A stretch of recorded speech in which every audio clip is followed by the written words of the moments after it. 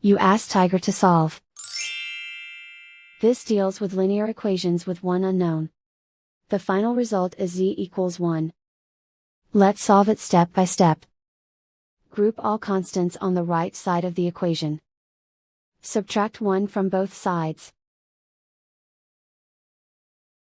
Simplify the arithmetic. Convert the integer into a fraction. Combine the fractions.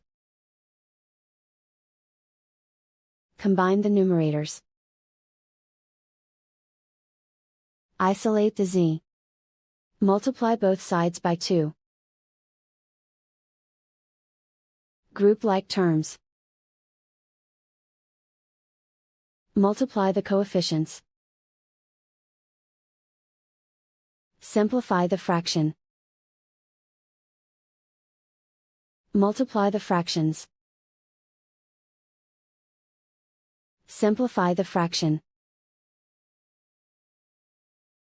And so the final result is z equals 1.